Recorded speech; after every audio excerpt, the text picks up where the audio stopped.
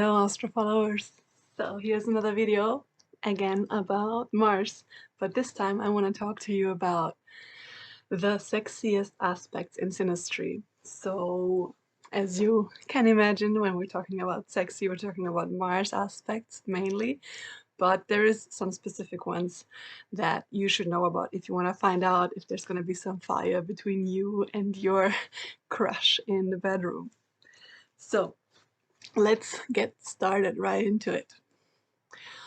Well, since Mars describes our sexuality, we need somebody's planets to make an aspect to our Mars in order to have some tension, some sexual attraction going on.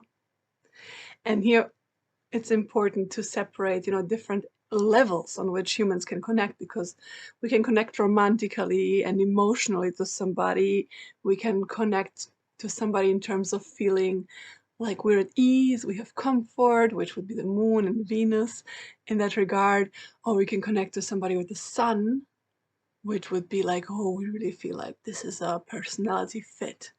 But when we connect with Mars, it's really only Mars. It doesn't mean that the rest of the planets in the chart will make you guys compatible, but at least we know one place where you're gonna be compatible. So the first and kind of misinterpreted great sexual connection is a Mars opposition. Because oppositions are usually interpreted as a negative aspect, like a mismatch. But specifically, when it comes to Mars, I have always seen this create great sexual attraction, because an opposition is basically the biggest tension you can get in your chart, like 180 degrees opposed. But tension somehow seems to translate in terms of energetical connection. It translates into sexual attraction. So when your Mars is opposing your mate's Mars, probably you will have a great sexual dynamic. Probably there's going to be very specific roles each of you fulfills, because your Mars are opposed, so each of you knows how to do one thing very well and another thing not so much. As an example, for example, Mars Virgo, Mars Pisces usually tend to induce some kind of, say, sadomasochistic dynamic in the bedroom, where obviously the Pisces one will be the masochist and the Virgo one will be the sadist. Or Gemini Sagittarius opposition will give a dynamic where one is kind of, the innocent, more childish student one, and the other one is the experienced kind of teacher role person. Capricorn Cancer, which is clearly gonna have a very defined masculine and feminine dynamic, because Capricorn represents the masculinity and Cancer the femininity, or motherhood and fatherhood in the chart. So this, even if the woman has the Mars in Capricorn, then she will still have the male role. Like, there will be a very pronounced binary dynamic in this sexuality, no matter who has which role. But you get my idea, so watch out for that Mars opposition. Second one is, Mars conjunctions. Have a very different feel from the opposition, because there's somebody who is just exactly like you in the bedroom. Like, they like exactly the same things, they have the same way of moving, they have the same kind of way of getting into it, the same mating ritual, let's say. And this is usually like a wonderful connection because it's just an osmosis. Like, sexually you feel like there's zero effort to be made, it just flows, it's just naturally perfect. And usually this is one of the strongest attractors, where people just constantly feel turned on by each other. Also, because Mars also represents what we are sexually attracted to, as well as how we behave sexually. So if you have a Mars conjunction, naturally the way you behave sexually is what turns the other person on. So very effortless, very sexy. The next two ones are from Mars trines and Mars sextiles, which both work out very well. Trine Mars means that the other person will have his Mars or her Mars in the same element like you, water, fire, earth, air. And a sextile means it will be 2 signs away from you. So If you have Mars in Pisces, the sextile will be with Mars in Taurus, for example. So always like 2 signs away if you jump 1 sign. That two are also great fits. Feels very matching, like there is not much effort to be made, although you already feel that there's much more of a twist, of a difference than with the conjunction, because they already have a different way of expressing themselves, although it's in the same element. Let's take, for example, water. So Mars in Pisces and a Mars in Scorpio, they will both be very sensual and emotional in the bedroom, but still Scorpio will have a bit more fire, a bit more intensity to it, whereas maybe Mars in Pisces desires a bit more fantasy or role play, or yeah, disconnection from reality. Scorpio might be more carnal. So the baseline kind of emotional or physical comportment or behavior in sexuality is the same, but there is kind of nuances to it that may be different. And with a sextile, it will not be in the same element, but it will be in a compatible element. So there is obviously already like a difference in the way you behave sexually. Like Leo and Mars in Libra, for example, they will have some like connection points. Although their baseline energy is not the same anymore, they will have some certain dynamics that are similar. In this case, for example, both care about the other person for different reasons. But for example, Libra is very focused on the other because that's just how they naturally are. It's in Libra, Mars has had the other person always has dominance or is more important, has priority.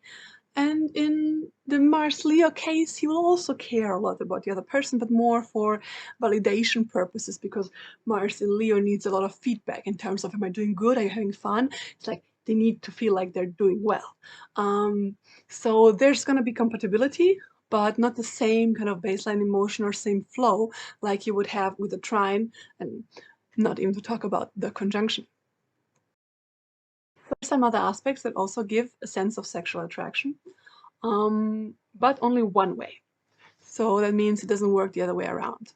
One of them is when somebody's Mars conjuncts your moon.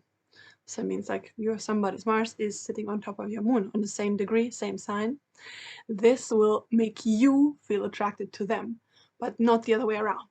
So, and also it doesn't work the other way around in terms of somebody's moon conjuncting your Mars. It has to be the Mars on the moon. I can make up an explanation for it, but the truth is that the witnessing came before the explanation. So first I started to see this in multiple connections, multiple clients all along. And then I kind of made this explanation up that basically moon is how you feel, right? And when somebody's Mars comes onto your moon, you start like feeling very sexual about that person. The other way around, it doesn't work, because I think the moon's energy is too mellow, too soft to influence Mars, whereas Mars's energy is very strong and it can influence your moon. Another possibility could be that you find that person repulsive at the beginning, but I think that still underlyingly there will be a sense of sexual attraction. So the other one that works only one way around is Mars conjuncting Jupiter. So we're talking your Mars and somebody else's Jupiter is coming on top of it. So you will feel very attracted to that person. Or if your Jupiter sits on somebody else's Mars, they will feel very attracted to you.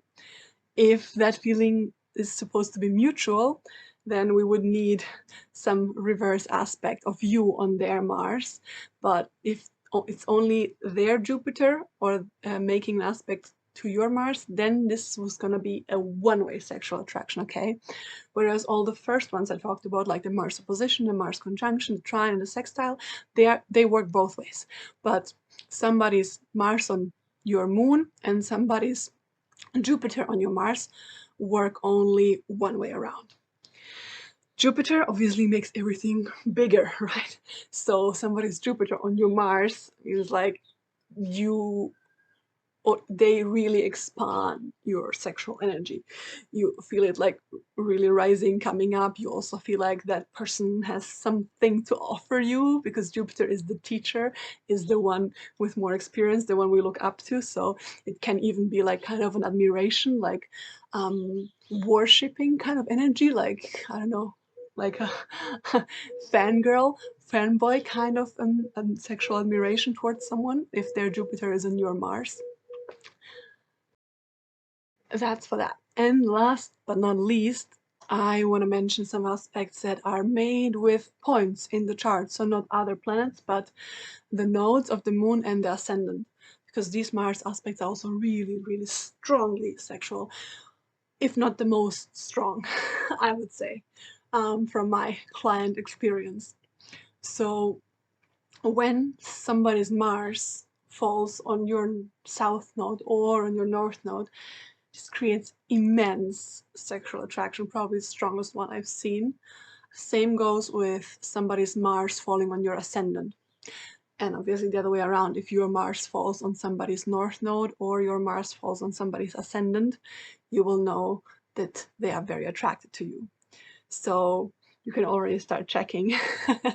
For example, if you know where your Mars is, I don't know, let's say it's in Virgo, and you meet people that have a Virgo rising, most probably they will be sexually attracted to you.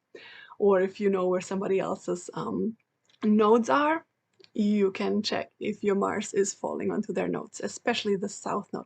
The south node, let's start with that, creates an immediate like sexual resonance, like super strong, because the south node obviously refers to our past lives. So Mars on the south node says there has been some sexual connection going on in our past lives with that person, and that memory is remained in our body, so our body immediately reacts to that person. Mars on the north node is a different energy, so there is no past life connection, but we feel like that person has something we want to develop, and we find it so sexy, like so attractive on some level, that they have this certain thing that we are trying to become, and we want to consume that very thing in a sexual way. And with somebody's Mars conjuncting your north node, the attraction is like only going to keep growing and growing and growing with time towards them. Whereas with somebody's Mars conjuncting your south node, the attraction that exists initially is possibly going to start fading or, dissipating with time.